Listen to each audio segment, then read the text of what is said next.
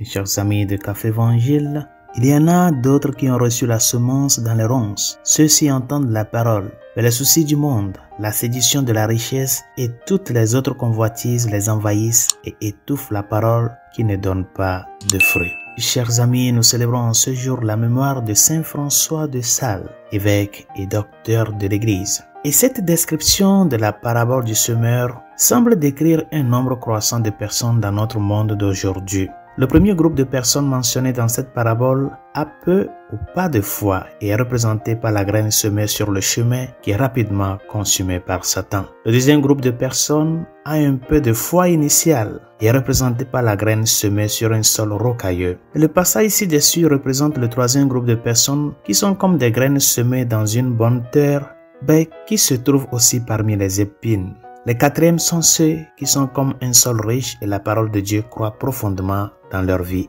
Examinons plus en détail le troisième groupe de personnes. Chers amis, il y a trois mots qui étouffent la parole de Dieu dans nos vies. L'inquiétude du monde, l'attrait des richesses et la soif d'autre chose. À notre époque, nombreux sont ceux qui rencontrent des angoisses diverses, qui sont consumés par le désir de richesse matérielle et qui ont envie de beaucoup d'autres choses. Et dans les trois cas, ces tentations intérieures ont pour effet d'écraser la pure vérité de la parole de Dieu dans leur vie. L'anxiété est un problème courant aujourd'hui. Bien qu'il s'agisse souvent d'une lutte psychologique, il peut également avoir des racines spirituelles. L'anxiété est le fait de s'inquiéter de manière excessive, d'être nerveux à propos de nombreux aspects de la vie et d'être inquiet à propos de l'avenir. Et dans ce cas, lorsque la personne de Jésus et la personne du message de l'Évangile ne consomment pas et ne dirige pas nos vies, nous sommes laissés à nous-mêmes pour nous débrouiller. Et cette solitude nous conduira presque toujours à une perte d'espoir, à la peur et à un manque de paix profonde. La plupart des personnes qui luttent contre l'anxiété sont constamment à la recherche d'un remède. Et l'un des endroits qu'elles recherchent souvent est la consolation trompeuse de la richesse matérielle ou le désir d'autre chose.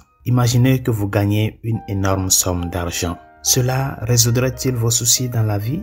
Bien que vous soyez tentés de le penser, nous savons tous au fond de nous-mêmes qu'il s'agit de mensonges. La richesse matérielle n'est jamais une source fiable de satisfaction dans la vie. Il en va de même pour presque tout ce que nous désirons dans la vie. Une chose et une seule peut nous satisfaire et cette chose, c'est Dieu. Résolution de ce jour.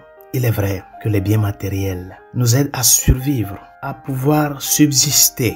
Mais ces biens matériels ne nous accordent pas le vrai bonheur dont nous espérons. Que ta lutte de tous les jours, bien que tu travailles pour avoir le nécessaire du point de vue matériel, que ta lutte de tous les jours soit dans le sens de que Dieu occupe la première place dans ta vie. Il est Dieu. Et quand il occupe cette place qui est la première, même si ce que tu fais au jour le jour pour gagner matériellement n'est pas grand, tu te sentiras heureux. Parce que ta préoccupation n'est pas de t'envahir, de te remplir de biens matériels, mais surtout de que Dieu remplisse ta vie. Demande-lui que sa grâce t'aide à ce que cette terre-là que tu es, bien que peut-être elle n'est pas la bonne, mais conscient du type de terre que tu es, tu puisses travailler pour que la semence qu'il met dedans, cette semence puisse porter du fruit. Bonne journée, Dieu vous bénisse.